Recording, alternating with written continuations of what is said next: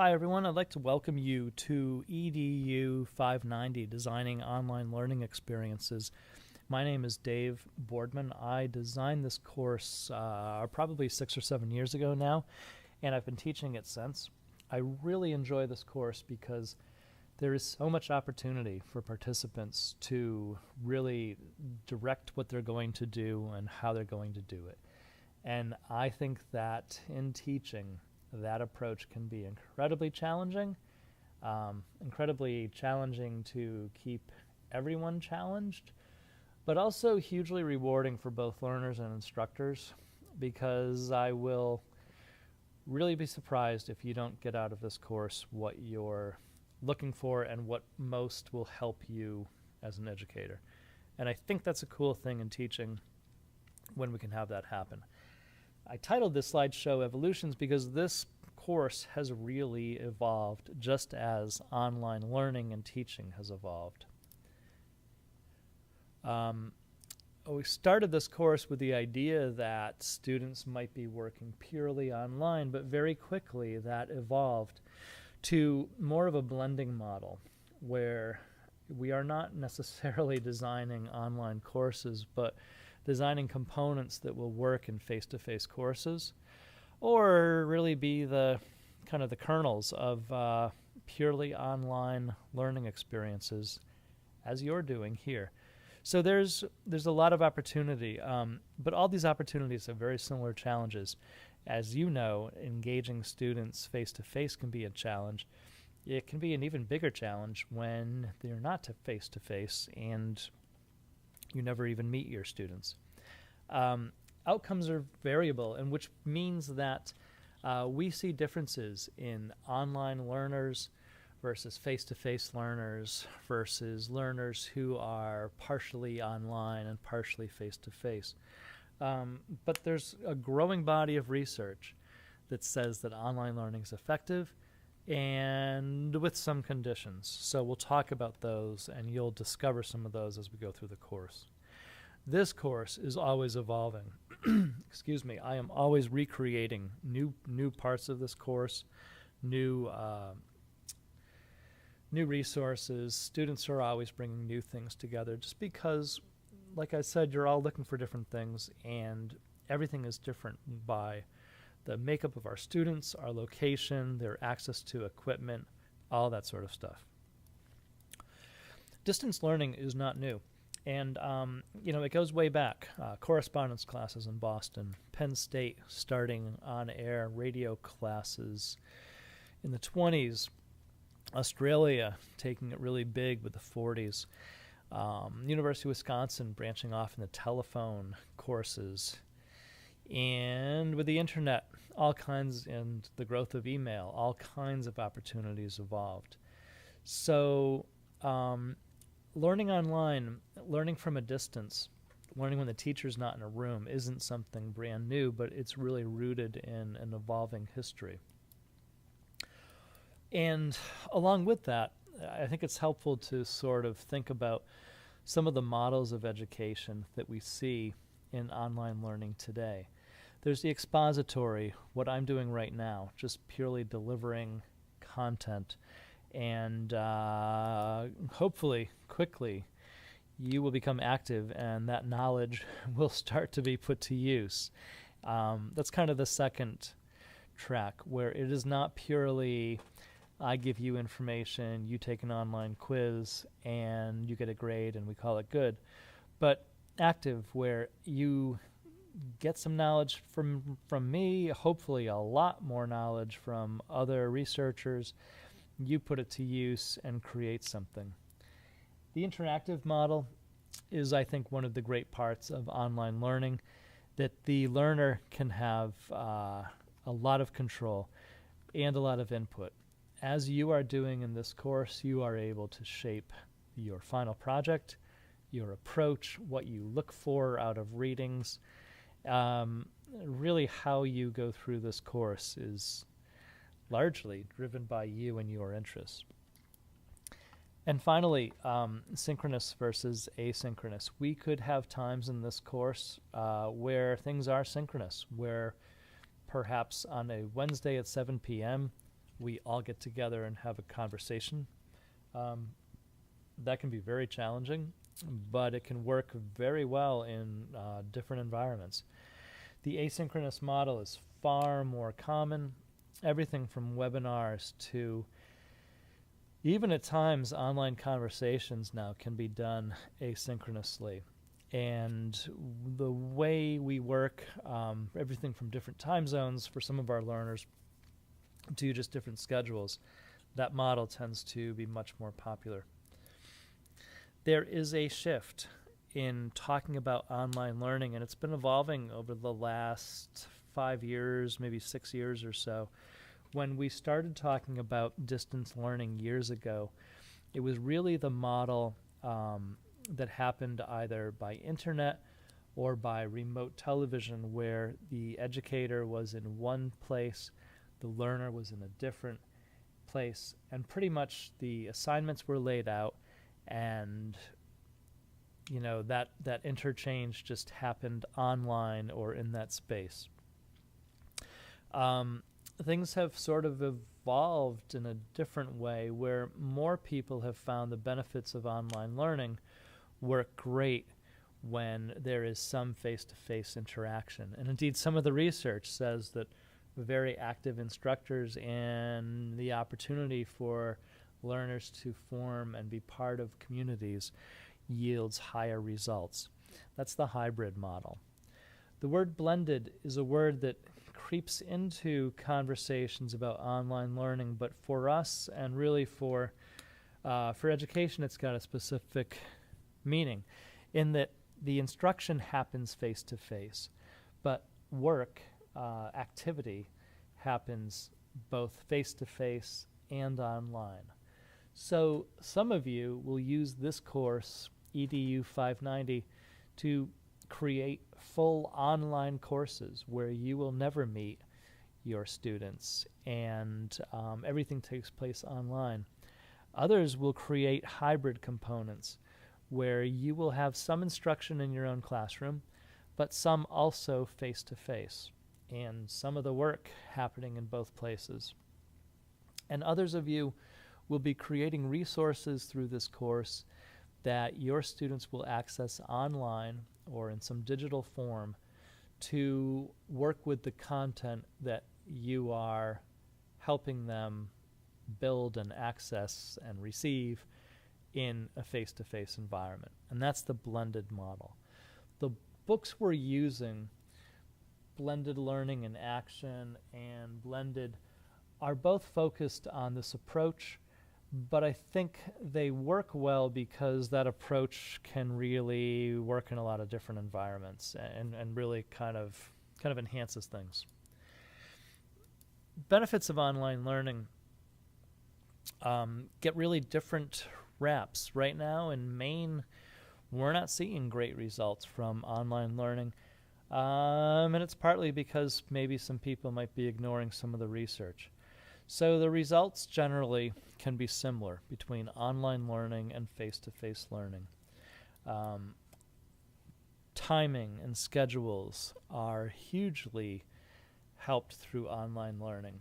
We could have students who can't get to school, but they can still access and do work when things are blended or online.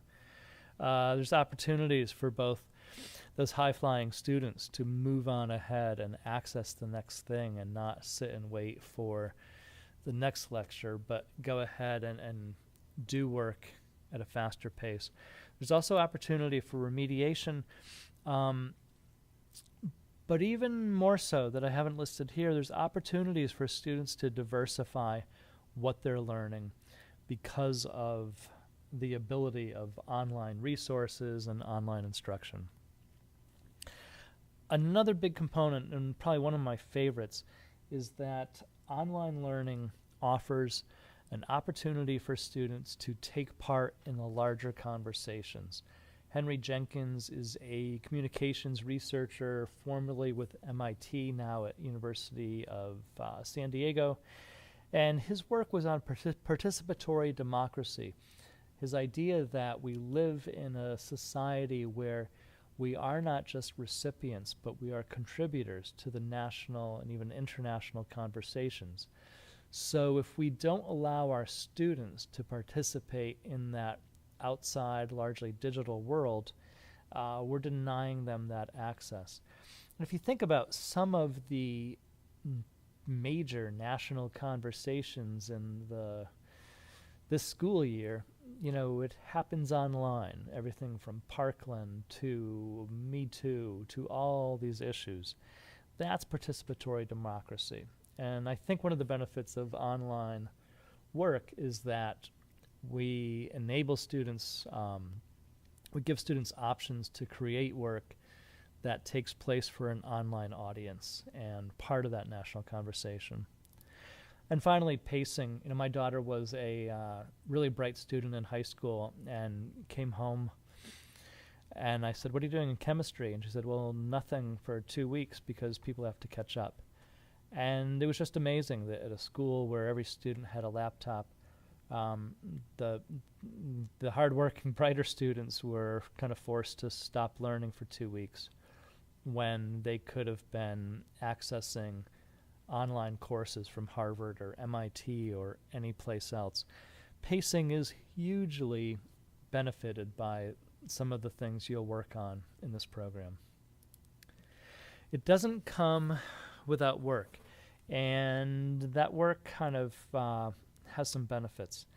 We know that success in online learning is higher when instructors are active, meaning I could have created this whole course 5 years ago and just every year open it up again, but that would totally eliminate the active instructor component. I will be in the forums all the time. I'm usually in them at least twice a day when a course is live. Online teaching can be so much more demanding because you're not going to post a question and wait 5 days until I get around to see it. You're hopefully going to be looking for an answer pretty quick. Likewise, I may see a trend in a conversation and may instantly think, oh, here's a great opportunity to move what we were doing in week 5 right up to week 2. So being active will definitely always be helpful for learners, just like in face-to-face learning. Giving students the opportunity to really engage with content and do things with it, not just memorize and then write a paper or take a test, but actually to build things, to engage, to be really active with it. We already know this from learning in person, but it's sort of it's a key thing with online as well. Finally, just like in face-to-face learning, where students have a choice, a chance to steer the direction of what they're learning, and to be very interactive with the content and the course and the design, everything is kind of key. And we also know that having a face-to-face component, and that can also be face-to-face through Skype or something like that, or an opportunity where people can have a group meeting online at a minimum, is helpful for success.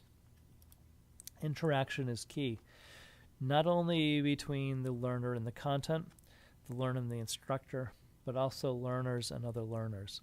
So in this course, for example, we have one forum that I think is called the Hangout or something like that. I forget what it's called. But it's just a place for you folks to pop in, post cool links, cool photos, just kind of as much of a social hangout as any of us can do or have time for.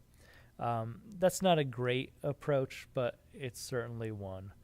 But interaction is steady. I remember taking one of my first online courses through the University of Florida, and I, was kind of lost track of things for like 4 days.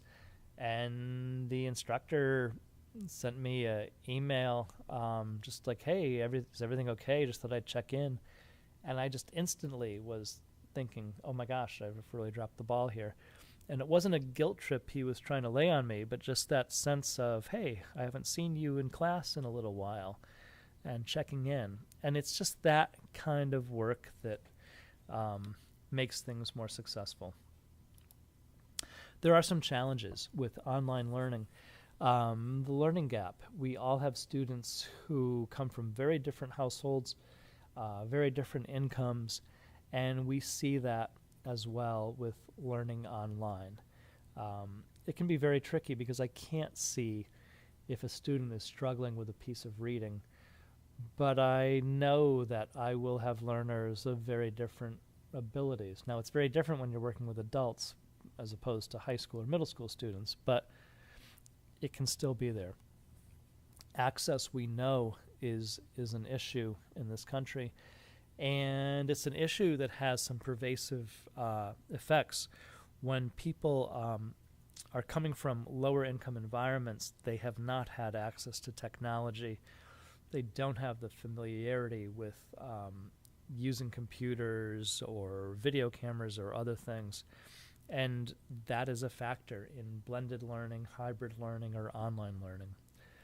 Motivation can be a challenge, and that's actually one of the challenges that some of the virtual high schools in Maine have had, is how do you get students who were not motivated in regular high schools to be motivated when they don't have to go to school? That's pretty steady. As we all know, by our society with social media, endless news streams and feeds and all kinds of things, distraction is huge. You see that, as do I, I'm sure, with your own students in your classrooms, and phones and multiple things open on their screens at once. The same thing happens in online learning. But there are huge possibilities, and possibilities for work out of a course like this. From developing things that become a literacy station in your elementary classroom or high school classroom, where perhaps students are working on individual skills, to resources that students can go to work on those skills that they're just not getting. For some of my students, when I taught high school English, it was using commas or even writing decent intros to pieces. But you can develop resources that just become these kind of things that people go back to over and over to work on. Opportunities, as I mentioned, for advancement, for dialogue that happens outside of class on things like blogs or discussion forums, to flipped classrooms where you send your students home to learn some concepts that then they put into practice once they get back into class, so that you can give them that kind of feedback they're looking for. To engage with their communities with service learning or participation. Some of my students have been doing some pretty cool projects that are going to be living in online spaces. They're doing them in a face-to-face environment, but we'll be only watching them online because they're being created for different nonprofits that will then put them online and share them. To really specialize things. Norway's Digital Learning Arena, I've put a link up in the course. It's this really cool project one of my friends was involved in, where the country took so much of the content that students were responsible for and found ways to create these online learning opportunities for them.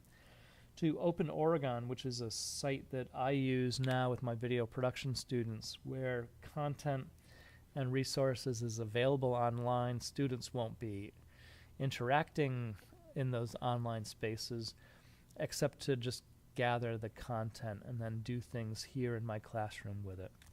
So that's a quick run through and probably a long conversation, but I did want to run through some of the basics with you and kind of give you an orientation to where things are coming from in the course, but also some of the possibilities. If you have questions, and I'm sure you will, please pop them in the forum, and it'll be one of the conversations that we have this week. Thanks.